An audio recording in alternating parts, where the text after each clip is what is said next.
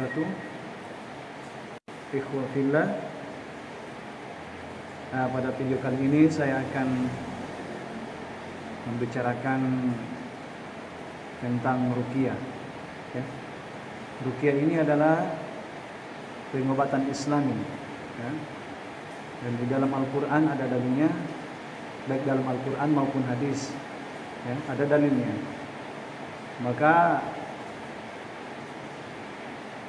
saudara seiman yang saya muliakan, apabila kita sakit, maka ada baiknya kita langsung mencari pengobatan yang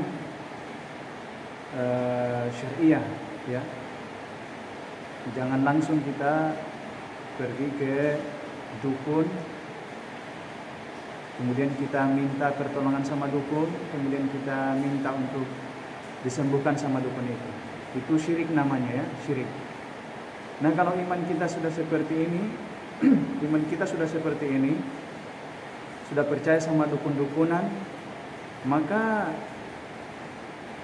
ikhwah fillah, secara otomatis hati kita ini kita sudah sandarkan kepada dukun itu, ya. Hilang iman kita, hilang ketakwaan kita kepada Allah Subhanahu wa taala. Ya. Kekuatan iman kita hilang semuanya karena kita sudah mempercayai daripada dukun itu.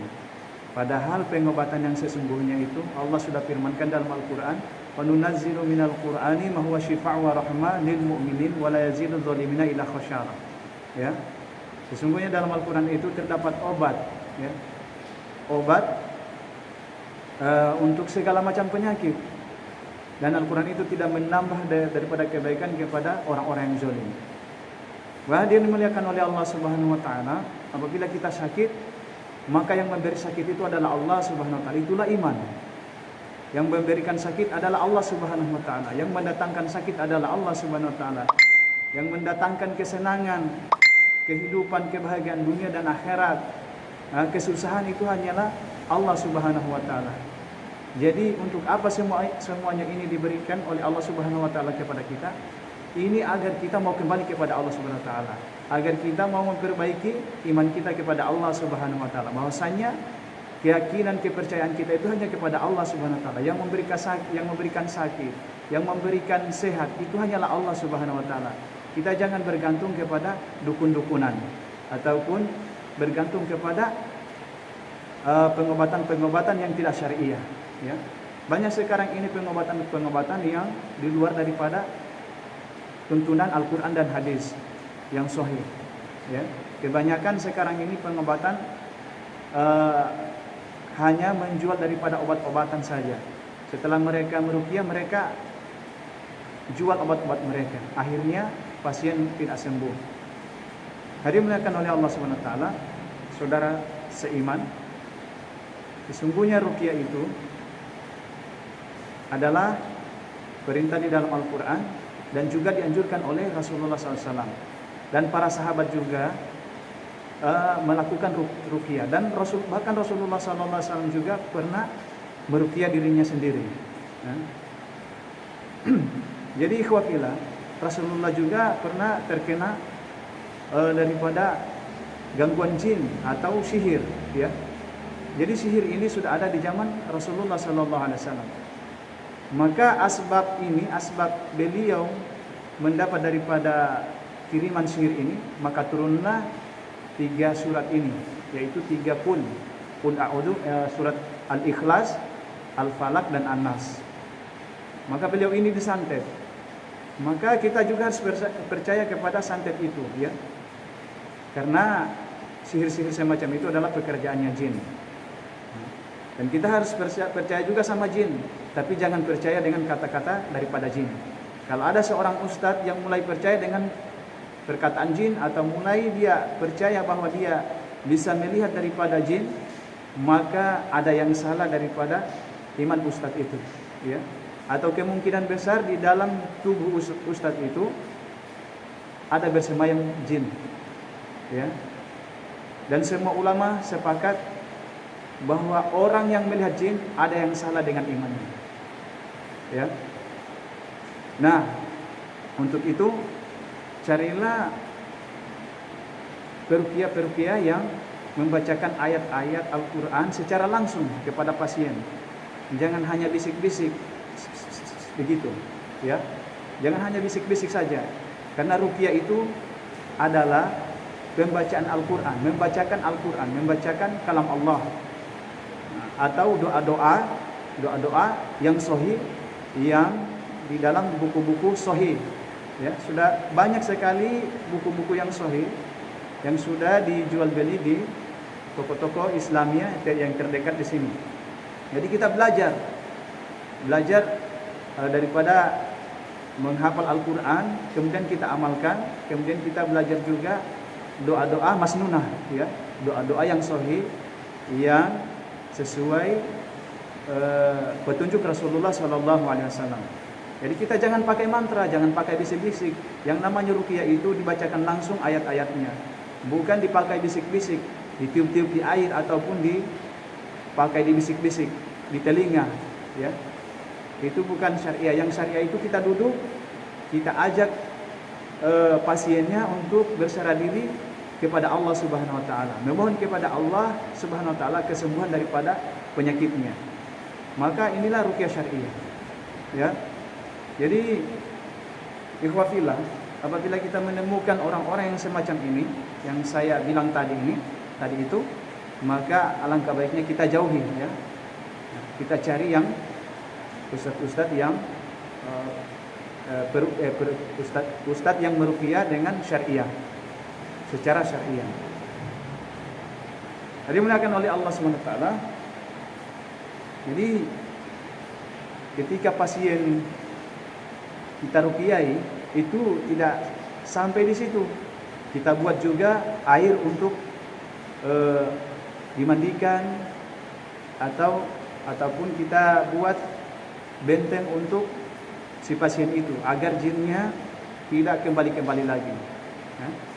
Banyak juga pasien-pasien yang diruqyah itu setelah diruqyah jinnya masih kembali juga di dalam tubuh daripada pasien itu. Bukan ustadz itu yang tidak ustadz sunnah, bukan, ya. Mungkin mereka lupa untuk buat pagar di badan daripada peruqyah itu.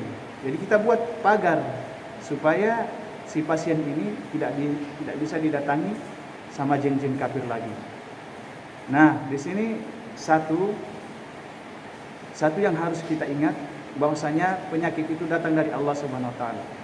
Ya. Penyakit itu datang dari Allah Subhanahu wa taala. Yang menyembuhkan juga Allah Subhanahu wa taala. Jadi perbaiki iman kita. Kalau iman kita ini kuat, semata-mata hanya bersandar kepada Allah Subhanahu wa taala, maka insyaallah kita ini akan dilindungi oleh Allah Subhanahu wa taala. Wa kana haqqan 'alaina nasrul mu'minin. Dan sudah menjadi kewajiban kami, kata Allah, untuk menjaga, menjamin daripada orang-orang mukmin. Siapa orang-orang mukmin? Orang-orang yang tidak menyekutukan Allah dengan sesuatu, orang-orang yang berserah diri kepada Allah Subhanahu wa taala, orang yang bertakwa kepada Allah Subhanahu wa taala, orang yang takut berbuat maksiat kepada Allah Subhanahu wa taala, baik dalam keadaan sendiri maupun dalam keadaan ramai. Dia takut kepada Allah Subhanahu wa taala. Inilah orang yang mendapatkan perlindungan dari Allah Subhanahu wa taala. Maka orang seperti ini tidak akan mudah dimasuki oleh jin-jin kafir ataupun sihir-sihir yang datang dari orang-orang musyrik yang menyekutukan Allah dengan jin-jin kafir. Nah, maka untuk itu marilah kita perbaiki terutama diri saya sendiri, insyaallah selalu bersandar kepada Allah Subhanahu wa taala. Kita bersandar kepada Allah Subhanahu wa taala, yang pertama benteng daripada diri kita, supaya diri kita, hati kita, pori-pori kita, kulit-kulit kita, darah kita ini tidak dimasuki oleh jin. Maka kita bentengi dengan sholat, puasa, zakat, puasa-puasa sunnah dan haji, dan masih banyak lagi amalan-amalan yang bisa membuat kita lebih dekat kepada Allah Subhanahu wa taala. Karena dengan kita dekat kepada Allah Subhanahu wa taala, maka Allah Subhanahu wa taala akan memberikan penjagaannya kepada kita dan akan memberikan kemenangan kepada kita. Ya. Ya, inna fatahna laka fatham mubina. Ya, sesungguhnya orang-orang yang mukmin itu akan menang. Ya, menang melawan daripada semuanya, termasuk sihir-sihir yang datang dari jin-jin kafir. Maka untuk itu ikhwah fillah, marilah diri kita ini selalu bersandar kepada Allah. Jangan bergantung kepada makhluk. Makhluk tidak akan bisa memberikan manfaat dan mudarat. Makhluk tidak bisa memberikan kebahagiaan, kesuksesan, kejayaan kepada kita. Yang memberikan segala-galanya itu hanyalah Allah Subhanahu wa taala. Maka apabila saat ini ada orang yang sudah jauh daripada Allah Subhanahu wa taala, yang sudah mulai ada penyakit-penyakit hati, maka hati-hati. Tidak lama lagi dia akan dirasuki sama jin-jin kafir atau mudah disantet sama orang-orang. Maka tameng yang paling kuat atau benteng yang paling kuat untuk diri kita itu caranya hanya satu, beribadah kepada Allah Subhanahu wa taala. Wa ma khalaqtul jinna wal insa illa liya'budun. Tidak aku ciptakan jin dan manusia, kata Allah, kecuali beribadah kepada Allah Subhanahu wa taala. Inna sholata tanha anil fahsya'i wal munkar. Sesungguhnya salat itu bisa mencegah perbuatan keji dan mungkar. Maka dengan salat ini ikhwah fillah, kita akan mendapatkan jaminan perlindungan dari Allah Subhanahu wa taala. Maka kita jaga amalan kita di rumah.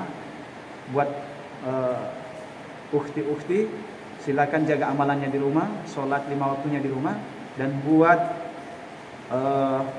para ikhwan, para akhi-akhi, maka insyaallah silakan ke masjid. Salat berjamaahnya di masjid sesuai perintah Allah dan Rasulnya. Ya, karena laki-laki itu berjamaah di masjid, bukan berjamaah di rumah. Kalau berjamaah di rumah pakai saja daster, ya, pakai saja daster. Kita berjamaah di rumah saja, di masjid. Yang di rumah itu perempuan. Ya, dan perempuan juga tidak dilarang oleh Rasulullah ke masjid. Ya. Cuman takutnya di sini ulama katakan jangan sampai dia kedatangan bulan.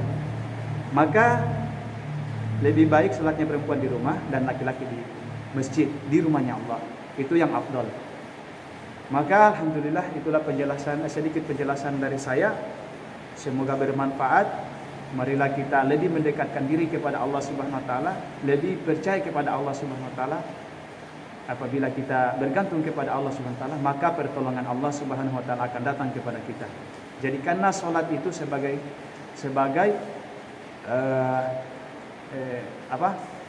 kunci daripada kesuksesan kita, ya. Sebagai ibadah kita yang paling utama kepada Allah Subhanahu wa taala.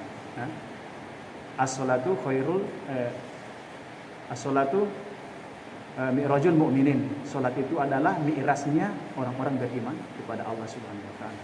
Kita curhat kepada Allah Subhanahu wa taala. Ada apa-apa curhat kepada Allah Subhanahu wa taala. Jangan curhat sama orang-orang. Like dulu Allah, baru kita bicara sama orang-orang. Itu pun orang-orang yang tertentu, orang-orang yang dekat dengan kita. Keluarga kita, orang tua kita, atau kakak-kakak, adik-adik kita. Oke, jazakallahu khairan katsiran. Semoga bermanfaat video saya kali ini. Insyaallah kita amalkan sama-sama. Ya, subhanallah bihamdihi, subhanakallahumma bihamdika, asyhadu an la ilaha illa anta, wa nastaghfiruka wa natubu ilaik. Subhana rabbika rabbil izzati amma yasifun, wa salamun alal mursalin. Wassalamu alaikum warahmatullahi wabarakatuh.